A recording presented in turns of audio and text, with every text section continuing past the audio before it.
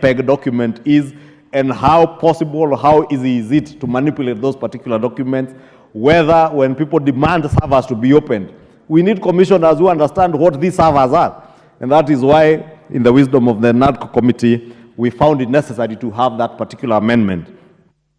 Honorable Speaker, I don't want to belabor everything because we want to allow members to contribute well ahead of time, but let me ask all of us to support this as among the NADCO statutory instruments that we adopted in this House, were also adopted in the Senate, and we have committed, as I said, between ourselves and the minority leadership that we want to hasten the process of ensuring that all these National Dialogue Committee statutory instruments are debated and agreed on by both houses for the full implementation.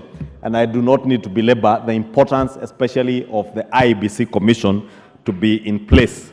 With those many remarks, I do pray for your support, honorable members, in this process and in adopting this Iebc Amendment Bill of 2024. And with those many remarks, I beg to move, and I want to request the Honorable Leader of Minority now to second. Thank you, Honorable Speaker. Honorable Speaker, thank you very much. I rise to second.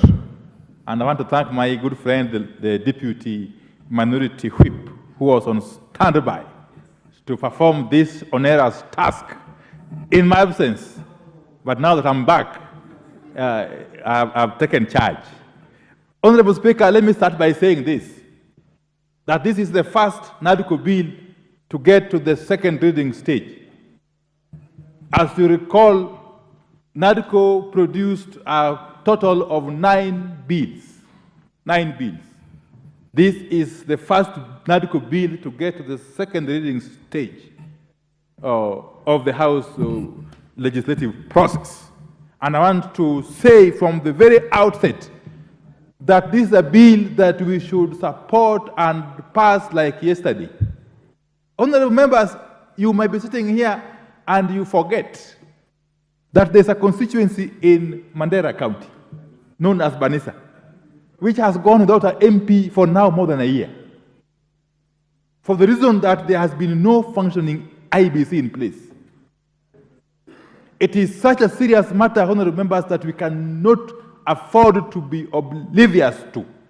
And therefore, the passage of this bill must be hastened, if only to address the constitutional requirement of equal representation in this country.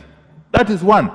Two, Honorable Speaker, as a country, we cannot afford to tempt fate all the time.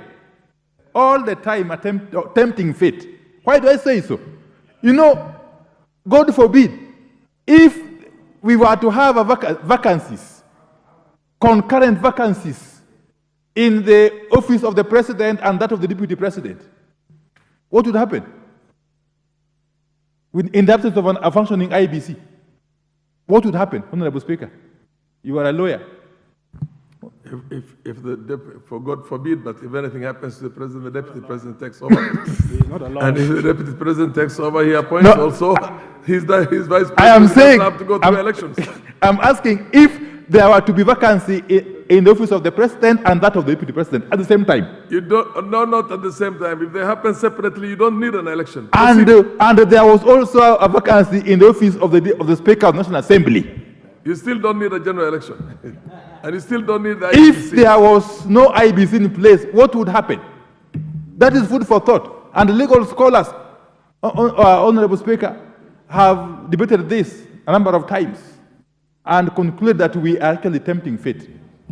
And this House must rise to the occasion and ensure that you don't create a situation that would precipitate a constitutional crisis at any one given moment, Honorable Speaker. That is our cardinal responsibility. Yeah, what's your point of order? Why? I haven't even spoken. I'm just laying the foundation. Who is the one who is on a point of order? Nobody. Okay, proceed. Why would one raise a point of order on such an obvious matter, really?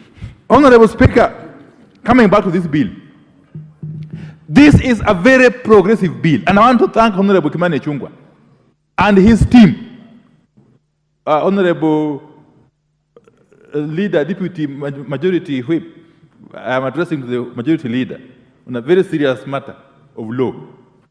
Honorable Speaker, let me